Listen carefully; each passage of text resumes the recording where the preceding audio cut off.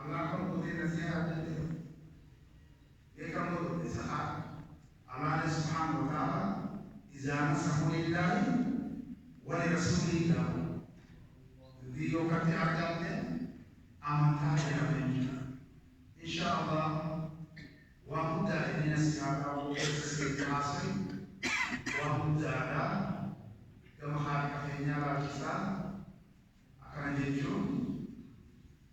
rabbi itu kejauh sunyi juga dia bukan sifat Islam malu hayni fi wasafe khasum Islam saya bisa wasafe dibukan cara sunyi waktu jadi hang kamalum mamam hang ada tahu am hajaran mamam ebita kainata untuk hari kafenya alam sihle wahai mahisa tu hari kafenya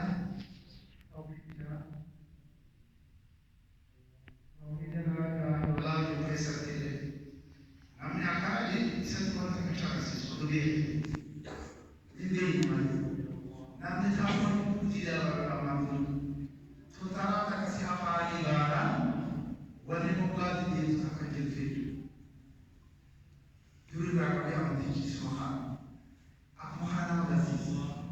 ambon di akawan mengatakan faedah manjil itu kota aja lain hana aku agama hanya nasi yang sekarang jarak kalau manis hari esok kita besar akamat kalau agama kita udah bertemu kemana gara-gara itu agama di sana tidak nasihat saya hadis itu berlebihan Quran itu berlebihan jadi itu berlebihan itu waktu di kafaran itu muda di masa ini kerja mempunyai itu nasihat kanan tidak menunjukkan tidak walau tidak walau dengan masyarakat besar jadi warga kanan dia itu rakyat kawin haram insyaallah nasihat berbagi kawan dia karena tidak juga arsi kalau bahkan besi dia teman acik beragam dia akan ganti sa syamunya ganti acik udah karena nasihat haram sudah dia juga wajib citro jadi insyaallah haram insyaallah jadi jawab boleh amantan Islamnya boleh mali nasihat akali akhirnya nasihat agama akhirnya mali jadi waktu terdapat agama sudah wajib kisah dia udah waktu bermutah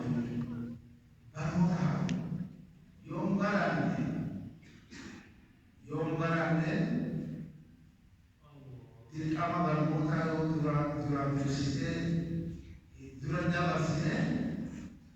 wanti Rabbi di hadis itu, wani Rabbi sudah tidak wajib dan tidak. Rabbi Subhanahu wa Taala nama Insyaallah ibadi agama. Dari itu di Quran hadis dari itu sanatu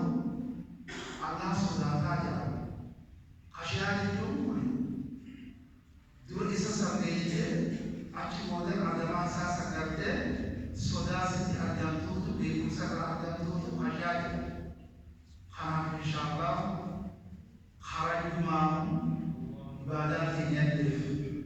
wahid mau tidak bermutatu musta'id Allah subhanahu wa ta'ala fa'alam annahu la ilaha illallah wastaghfir lidhunubihim Nabi Muhammad bari syariah खाना का बराबर खाना का बराबर खाना खाए ला इलाहा illa Allah. Pada mana udah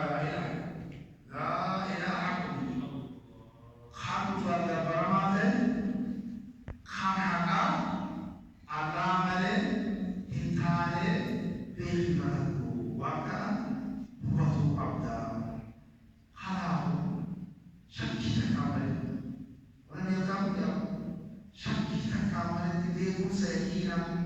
ilma yaqiinii jaamna akka ila yaqiin ilma yaqiinii kana beekuu qabna gadi qilinaa beekuu qabna rabbi keenya wal baruu qabna kanaafuu eega rabbii kanaa wal baranii mana kana maftaa godhattee eega barattee hoseentee hojii as keessaa argata akka hojii jalqabe amina gadmaa beekte akka bituwaa gara tabara tishii akka gaafite akka sarratti raabikaa hariiroo beeyye turba sijaarate akka sarte kanaafuu nagada khasaaraa kan hojjetuudha dura beekumsaas ture sadarkaa qofaatti rabbii keenya wal baruu jechuudha tokkicha hafteefa gabara isaafis akkuma sani hojii isaafis uumamuu keessattis tokkicha kana jettee inni tokko keessatti maqaaf jiru jettee isa tokkotti waan takka qixxeessu malee bifa kanaan isa beeku يعرف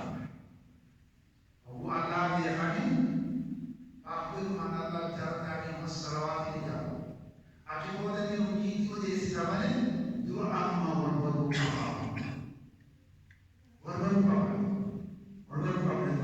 ربي تجاه توحيد ربي تس توحيد إله تس توحيد الأسماء والصفات دان في سبيل يوم Maaf politika wajib kodan ini amankan politik jadi maaf satu kodan lagi di pergi awas jauh wah ibu kodan kan yang masih jadi maka semula saya menjadi kuat untuk sekarang untuk dibawa peran masih jadi hafi kue kodan itu kue karena tersisa karena makanan Rabbi Hidayah berbaru mampu akan berarti dia tidak syangka yang nama lagi kisah itu sesuai dengan yang betul sesuatu tidak syangka menjadi wah mengatakan jadi mari jadi waktu berharap ketika dia jadi anak kalian jadi tahu berapa aku boleh dibayar karena kemudian juga dari kawan semua merasa mampu gara-gara sajian kajian juga permasalahan kami tidak menjadi haram kerajaan wabuda koni wala asyairah yang menjadi waktu terkenal sifatnya hari kawan itu terbuka waktu kemana kau kanan hari kasih fasa ini maka isa seperti satu sini maka sifat berubah ini sifat maka ini jadi waktu sifat yang sama dengan asma jadi karena insyaallah Rabbi ini wal baru wahid ahad ala wal wallahu ahad tauhid cuma isa kana baik itu wahid muhsan zat sahih Jisa Hasan, Gabara Hasan, Sifat Hasan, Maqul Hasan, Hasan Rabbi Ta'ala, Tauhid Subhanahu wa ta'ala dia hukum. Jika ini khamal tingginya,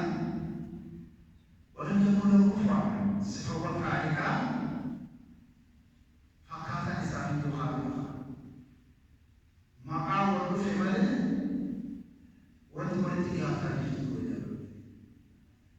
Aku apa iman yang datang aku berkorban dengan kami dia.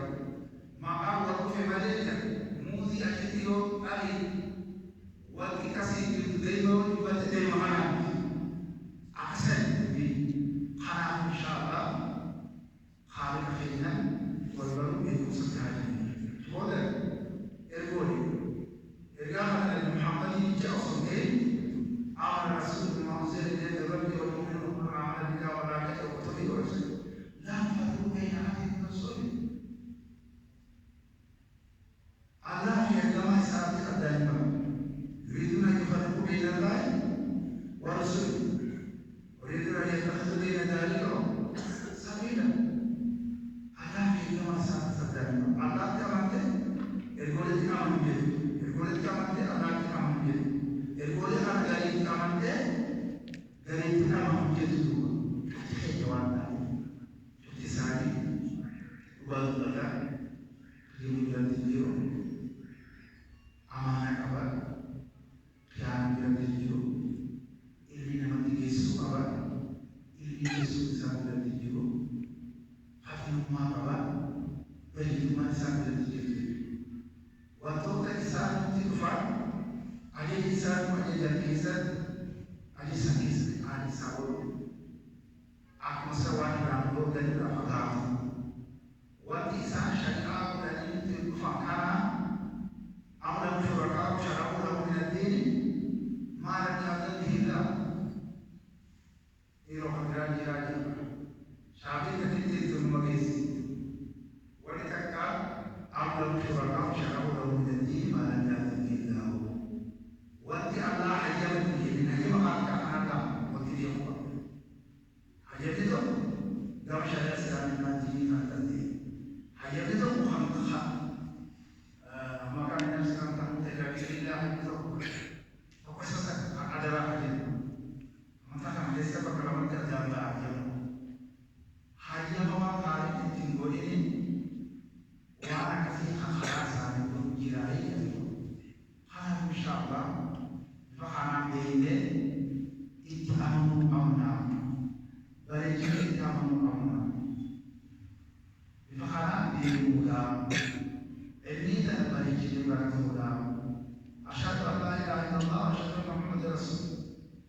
ilahi muhammad ya'rafu haram haram bari kita sekedar بيقول أمنا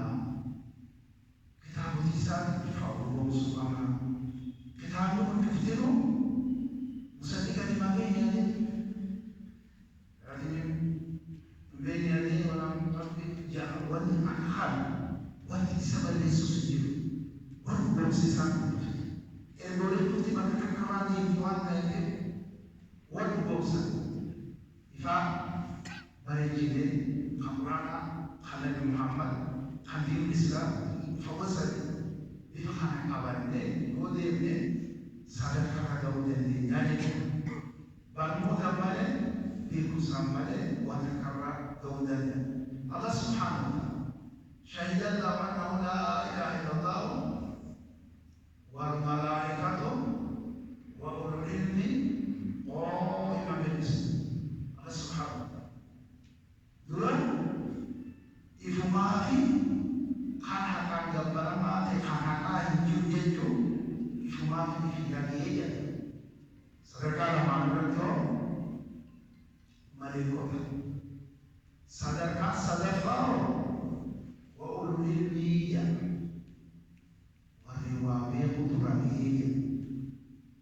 adimadan tuwaada yuwan takfisa deni